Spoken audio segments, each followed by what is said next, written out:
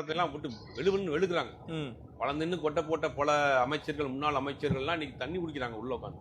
போட்டு வெளுவெளுன்னு வெளுக்குறாங்க. புள்ளி ஒருத்தர் அடிக்கிறாங்க. ஏதாவது ஒன்று சொல்லி பேசிட்டு உட்காந்து அடுத்த செகண்ட் இருந்துச்சு 2021 எடுத்துறாங்க.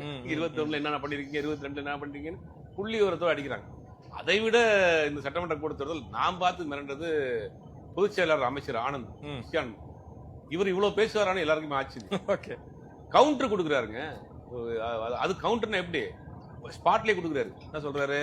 ஊழல் நடந்திருக்கு உங்க ஆட்சின்னு ஒரு முன்னாள் அமைச்சர், திமுக அமைச்சர் பேசுறாரு. நீங்க புள்ளிவரத்தோட பேசுங்க, போற போக்குல பேசாதீங்க. புள்ளிவரை கொண்டு வரணும்னு சொல்லிட்டு உங்க ஆட்சிக்கு நடந்த ரிப்போர்ட் திட்டுறாங்க. சரி, இதெல்லாம் ஸ்பாட்ல அடிக்கிறாங்க. இப்போ அவங்க வந்து ரொம்ப ஷார்ப்பா ஒரு விஷயத்தையும் கத்துக்கிறாங்க.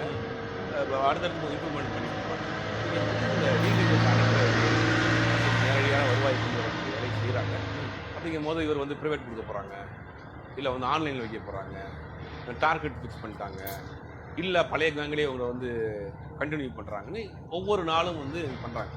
சொல்ல போனா அந்த சாராய ஆலைகள் வைத்திருக்கக்கூடிய பலரும் திமுக காரங்க.